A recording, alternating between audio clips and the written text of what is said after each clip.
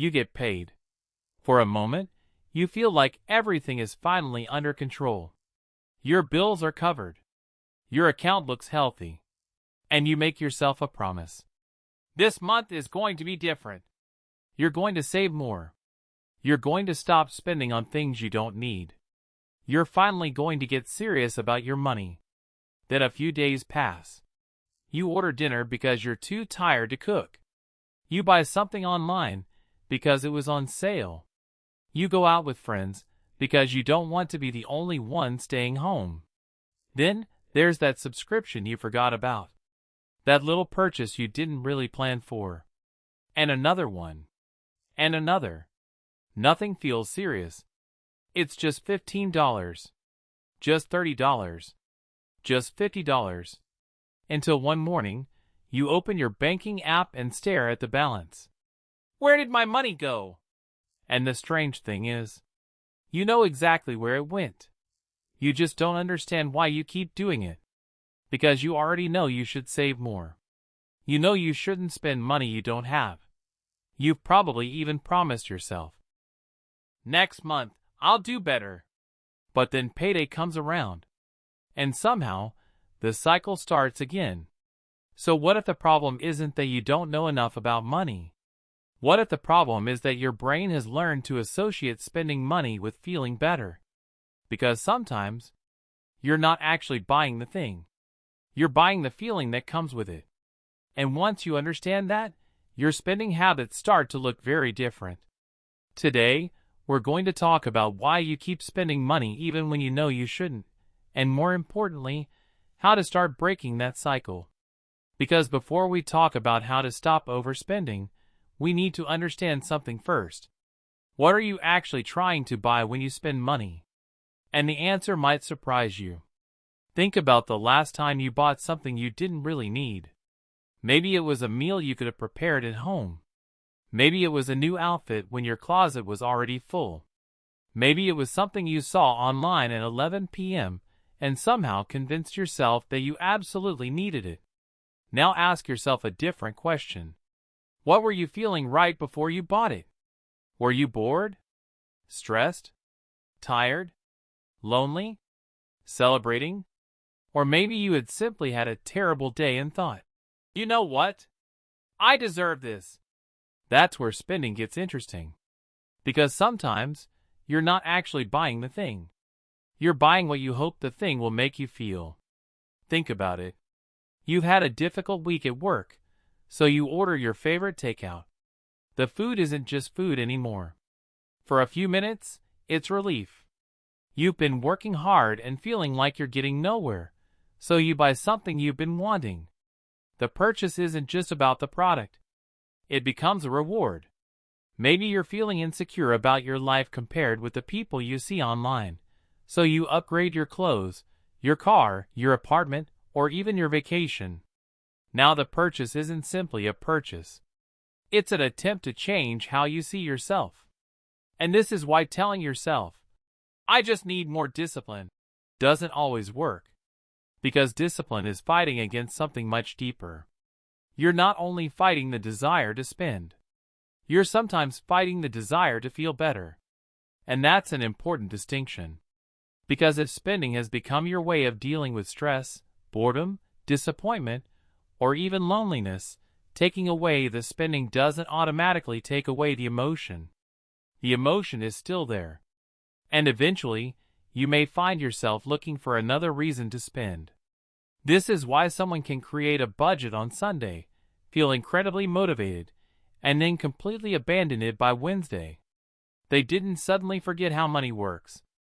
They encountered an emotion that their budget didn't know how to handle.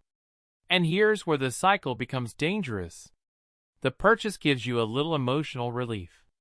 You feel good. Then the feeling fades. And your financial reality is still there. The credit card balance is still there. The savings goal is still there. The bills are still there. So you feel guilty. And that guilt creates stress. Then stress makes you want relief again. And what provided relief the first time? Spending. So you spend again. That is how a purchase that seemed completely harmless can become part of a much bigger behavioral cycle. And the most frustrating part? You can understand exactly what's happening and still repeat it. Because knowing that something is bad for you doesn't automatically make you stop wanting it. We see this in many areas of life. We know we should exercise, but we don't. We know we should sleep earlier, but we stay up scrolling. We know we should save, but we spend. Knowing isn't the same as changing.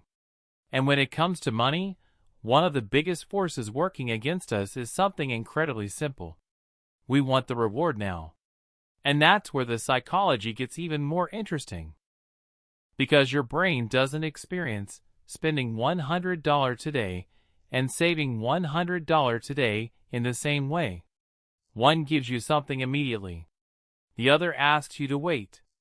And your brain has a very strong preference for now. That is what we're getting into next. Think about two choices. Someone offers you $100 today or $130 3 months from now. On paper, waiting sounds like the smarter financial decision. But suddenly, the $100 sitting in front of you feels much more real than the $130 you won't see for another 3 months. That's not necessarily because you're bad with money. It's because humans tend to place more value on rewards we can have right now than rewards we have to wait for. And this is one of the biggest reasons saving money can feel so difficult. Think about what happens when you get paid.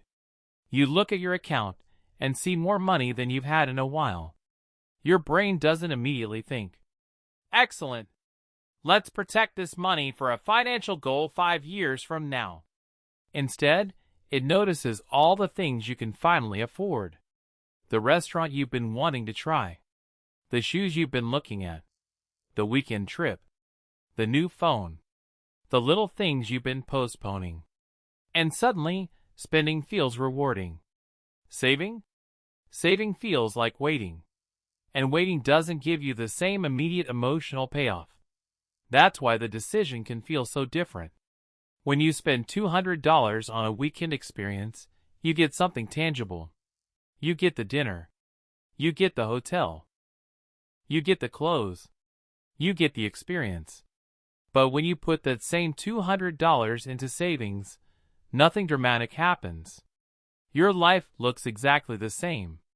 Your apartment doesn't suddenly become nicer. Nobody compliments you. You don't get a notification saying, "Congratulations, you're becoming financially secure." You simply have $200 sitting somewhere you can't, or shouldn't, touch. And that can make spending feel much more satisfying than saving. But there's another problem. Modern technology has made the distance between wanting something and buying it incredibly small. You don't necessarily have to get in your car, drive to a store, stand in line, take out your wallet, and physically hand someone your money. You can see something on your phone. Tap it. Your payment information is already saved. And the purchase is done. Sometimes within seconds. And when spending becomes that easy, there's less time for you to stop and ask, "Do I actually need this?" Then there's buy now, pay later. You see something you want for $400. And instead of thinking, "Do I want to spend $400? The question becomes, "Can I afford $100 today?" Those are two completely different psychological questions. The first makes you confront the full cost. The second makes the purchase feel smaller. And that's important because the easier we make spending, the easier it becomes to act on an impulse before we've had time to think about the consequences. This doesn't mean every person who uses a payment plan is irresponsible. And it doesn't mean every purchase made online is impulsive. The point is that friction matters. When spending is difficult, you have more opportunities to reconsider. When spending is effortless, you can act before your long-term goals get a chance to speak. And this is why simply telling yourself, "I'm going to be more disciplined," may not be enough. You can't always rely on willpower when the entire environment around you is designed to make spending feel easy, immediate, and rewarding. Sometimes the smarter strategy isn't trying to become stronger. It's making the bad decision a little harder to make. But there's still another question. Why do we sometimes use money to reward ourselves in the first place? Why does a difficult day so often end with, "I deserve this"? And that brings us to something much deeper than impulse buying. The emotional reward. There is a sentence that sounds harmless when you say it. "I deserve this." And sometimes you absolutely do. You worked hard. You handled a stressful week. You took care of everyone else. You hit a goal. You finally got paid after stretching your money for days.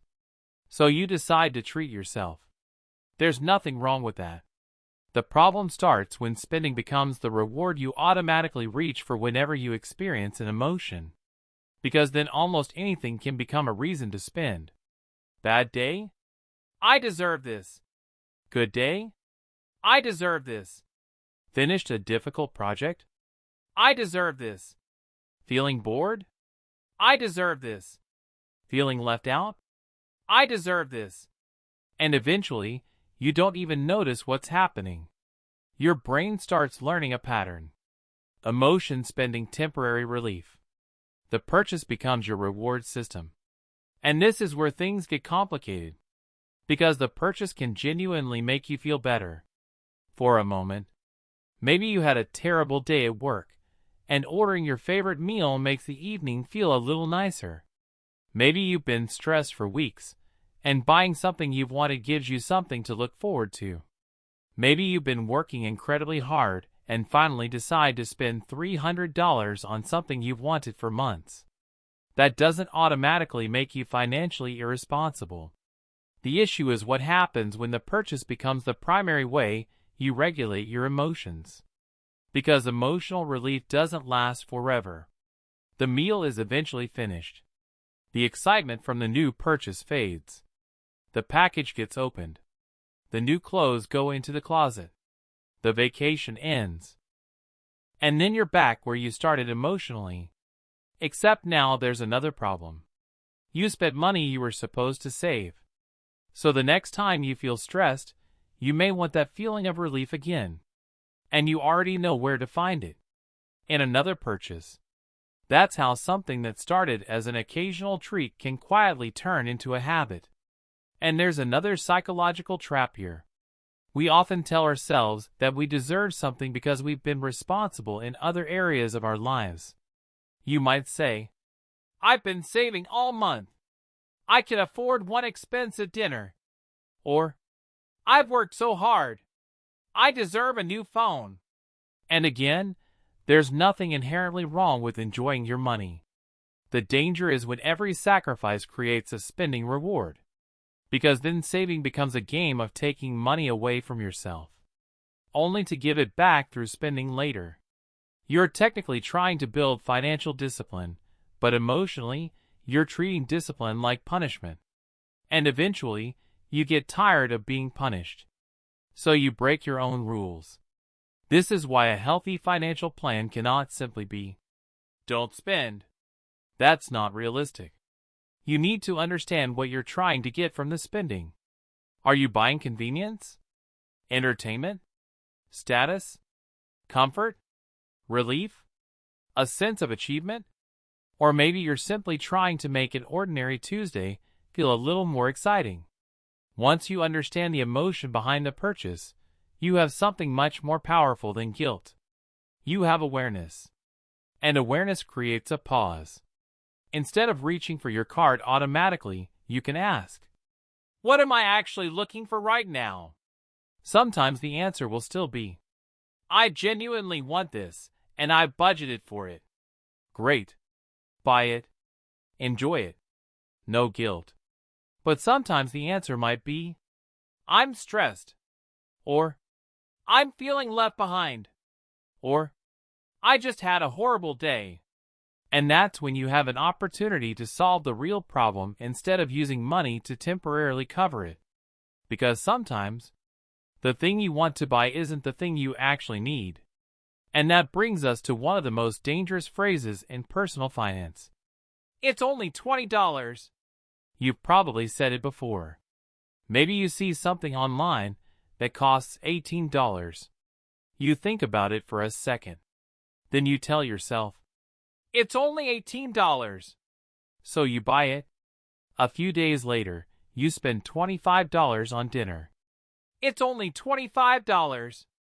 Then $12 on coffee. $35 on something you forgot you needed. $40 on a night out. And none of those purchases feel serious. That's exactly why this pattern can be so difficult to notice. Small purchases don't feel like financial decisions. They feel harmless. But here's the problem. Your bank account doesn't care whether a purchase felt significant. It only knows that the money left. And that's why the question isn't always, "Was this purchase expensive?" A better question is, "How often am I making purchases like this?" Because one $20 purchase isn't the problem. It's what happens when that $20 becomes a pattern. Imagine you spend an extra $20 several times a week. You don't feel like you're spending hundreds of dollars. You're just making little decisions. But by the end of the month, those little decisions can add up to a number that would have looked very different if you'd been asked to spend it all at once. And that's one of the psychological tricks of small purchases. They hide the total cost from you. You experience each transaction separately. Your brain sees $15, then $22, then $30, then $18. But your financial life experiences $85. And then it happens again next week. This is why looking only at individual purchases can give you a false sense of control. You might say, "I don't spend that much." And technically, maybe you don't. But if you repeatedly spend small amounts without planning for them, the cumulative effect can become significant. And there's something else that makes this even more difficult today. Subscriptions. A streaming service here. A music subscription there. Cloud storage. An app you downloaded and forgot about. A membership you haven't used in 3 months. None of them feels expensive enough to cancel immediately. But collectively, they're another example of how small recurring expenses can become invisible. And invisible spending is dangerous because you don't emotionally register it the same way you register a large purchase. If someone asked you, "Would you spend $1,200 on subscriptions this year?" You might stop and think. But if they ask, "Would you spend $10 a month?" It feels completely different. The math is the same. The psychology isn't. And this is why I want you to start paying attention to something beyond your monthly budget. Pay attention to your patterns. Look at your bank statement. Not to judge yourself. Not to feel ashamed. Just to observe. Look for the purchases that keep repeating. The little things you don't remember making. The things you buy when you're stressed. The things you buy because everyone else seems to have them. And ask yourself, if I removed all of these purchases from the last 30 days, what would actually change? Maybe you'll discover that some of them genuinely improved your life. Keep them.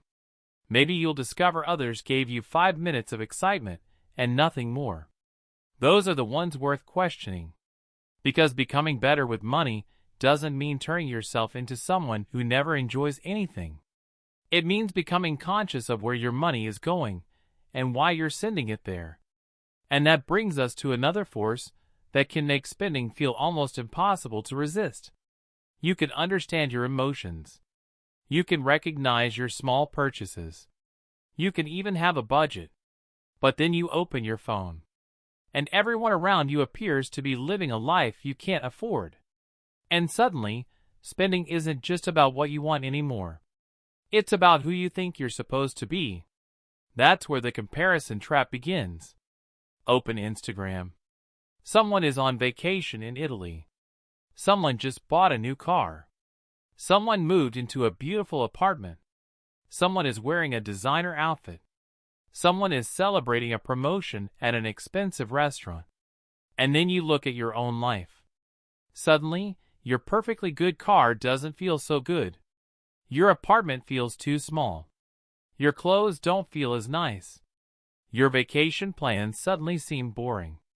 And without realizing it, you start asking yourself, am I falling behind? That's where social comparison can become expensive. Because sometimes you don't spend money because you actually need something. You spend because you don't want to feel behind. And that's a very different motivation. Think about lifestyle inflation. You get a raise. At first, you're excited because you finally have more breathing room. Maybe you were earning $60,000 and now you're earning $75,000. You tell yourself, now I can finally save more. But then your lifestyle starts changing. A nicer apartment, more expensive restaurants, more frequent vacations, a newer car, more subscriptions, more convenience, and slowly the extra income disappears into the new lifestyle. Then you get another raise, and the exact same thing happens. Your income goes up, your expenses follow, and somehow, you still don't feel rich. That's the strange thing about lifestyle inflation. You can earn significantly more money and still feel like you're struggling, because your definition of normal keeps moving. And social media can accelerate that process. You're constantly exposed to people showing you what success is supposed to look like. The problem is that you're seeing the result, not the financial reality behind it. You don't know whether that person paid cash for the car. You don't know whether they're carrying a huge loan. You don't know whether the vacation was paid for months in advance. You don't know whether the designer bag was purchased with savings or a credit card. You're seeing the lifestyle. You're not seeing the balance sheet. And when you compare your real life to someone else's carefully selected highlights, you can end up spending money to keep up with an image. That's when consumption becomes tied to identity. You're not just buying a car. You're buying the feeling of being successful. You're not just buying clothes. You're buying confidence. You're not just booking a luxury vacation. You're buying the feeling that you've finally made it. And there's nothing wrong with wanting nice things. The problem is when your financial decisions become dependent on proving something to yourself or to other people. Because here's the uncomfortable question. If nobody could see what you owned, would you still want it? If the answer is yes, that's useful information. Maybe it's genuinely something you value. But if the answer is no, you may not be buying the product. You may be buying validation. And validation is expensive because there is no finish line. There's always someone with a newer car, a bigger house, a more expensive vacation, a better wardrobe, a higher salary, a more impressive lifestyle. If you make keeping up your definition of success, you'll never actually arrive. Because there's always another level. And this is why financial freedom can sometimes require something that has nothing to do with spreadsheets. You have to decide what enough means to you. Not what looks impressive. Not what social media says you should have. Not what your neighbor has. What is enough for you? Because once you know what enough looks like, you become much harder to manipulate into spending. But understanding your spending patterns is only half the battle. Because knowing why you spend doesn't automatically stop you from spending. So how do you actually break the cycle? How do you create a financial life where you can enjoy your money without letting your emotions control it? That's what we're going to solve now. So, after everything we've talked about, you might be thinking, okay, I understand why I spend. But what am I actually supposed to do about it? And here's where I don't want to give you the usual advice. I'm not going to tell you to stop buying coffee. I'm not going to tell you to cancel every subscription you enjoy. And I'm definitely not going to tell you that financial freedom means never spending money on yourself. Because that's not sustainable. The goal isn't to stop spending. The goal is to stop spending automatically. And the first step is surprisingly simple. Step 1. Pause before you purchase. Not every purchase needs a 30-day waiting period. But when something is unplanned, give yourself some time. Ask, do I actually want this? Or do I just want how this purchase will make me feel? That one question can completely change the decision. If you're stressed, maybe you don't need the $150 shopping spree. Maybe you need rest. If you're bored, maybe you don't need another online order. Maybe you need something engaging to do. If you're feeling left behind, maybe you don't need a new car. Maybe you need to remind yourself that someone else's lifestyle isn't your financial assignment. The second step is to create friction. Remember what we talked about earlier? When spending is effortless, impulsive decisions become easier. So make unnecessary spending slightly harder. Remove your saved card information from shopping websites. Turn off promotional notifications. Unsubscribe from emails designed to make you buy something. Delete shopping apps if you notice yourself opening them whenever you're bored. And if by now, pay later is making it easier for you to purchase things you wouldn't otherwise buy, consider removing that option from your discretionary spending. You're not punishing yourself. You're simply creating a few extra seconds between "I want this" and "I bought this." And those seconds matter. Step 3. Give yourself a guilt-free spending category. This one is important. If your financial plan says, "I'm not allowed to spend money on anything fun," you're probably going to hate your budget. And eventually, you may rebel against it. Instead, decide in advance how much money you can spend on things you enjoy. Maybe it's $100. Maybe it's $300. Maybe it's a percentage of your income. The exact number depends on your situation. But once that money is allocated for fun, spend it without guilt. Because financial discipline isn't about making yourself miserable. It's about making your choices intentional. And finally, step 4. Replace the reward. If spending has become your emotional reward, you need other ways to feel rewarded. Go for a walk. Watch a movie. Call someone you care about. Cook your favorite meal. Work on a hobby. Take yourself somewhere that doesn't require spending a lot of money. Celebrate progress in ways that don't automatically involve your credit card. Because you want to teach your brain something new. I can feel good without buying something. And that might sound simple. But imagine what happens when you stop needing a purchase every time you're stressed. Imagine getting paid and not immediately feeling the urge to spend. Imagine seeing something online and being able to say, "I could buy that, but I don't actually want it enough." That's a completely different relationship with money. And here's the most important thing. Don't expect yourself to change overnight. You're not trying to become a completely different person tomorrow. You're trying to become more aware of your patterns. The next time you want to spend unexpectedly, pause. Ask what you're feeling. Ask whether the purchase fits your priorities. And then make the decision consciously. Sometimes you'll buy it. Sometimes you won't. The difference is that you made the choice instead of the impulse making it for you. Because financial freedom isn't about never wanting anything. It's about reaching a point where your wants don't control you. And that brings us back to the question we started with. Why do you keep spending money even when you know you shouldn't? The answer is much deeper than simply being bad with money. And that's where I want to leave you. Maybe you've been telling yourself that you're just bad with money. Maybe you've looked at your bank account after another month of spending and thought, "Why can't I just get it together?" But maybe the problem was never that you didn't know how money works. Maybe you were trying to solve an emotional problem with a financial tool. You were stressed, so you spent. You were tired, so you treated yourself. You felt behind, so you upgraded. You were bored, so you shopped. You wanted to feel successful, so you bought something that looked like success. And for a moment, it worked. That's what makes the cycle so powerful. The purchase gives you something. Just not always what you thought you were buying. You might think you're buying the shoes, but you're really buying excitement.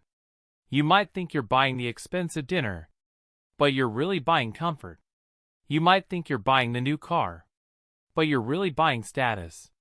You might think you're buying the vacation, but you're really buying escape. And once you start recognizing that, something changes. You don't have to feel ashamed every time you spend money. You don't have to become obsessed with every dollar. And you don't have to stop enjoying your life. You simply need to become aware of why you're spending. Because the goal isn't to reach a point where you never want anything. The goal is to reach a point where you can want something without automatically buying it. Where you can see something you love and say, I can afford this, but I don't need it. Where you can have a bad day without reaching for your credit card. Where you can earn more money without automatically increasing your lifestyle. Where your financial decisions are based on your values, not your emotions, comparison, or impulse. And maybe that's what financial freedom really means. Not having the ability to buy everything you want, but having the freedom to choose what is actually worth your money. So the next time you feel the urge to buy something you didn't plan for, don't immediately ask, can I afford this? Ask one more question. What am I hoping this purchase will make me feel? Because sometimes, the most important thing you can save isn't money. It's the ability to pause before you spend it. If this video made you think differently about your own spending habits, subscribe to Money Mind with Alice. Because we're not just talking about how to make more money. We're learning to understand the mind behind our money. And I'll see you in the next one.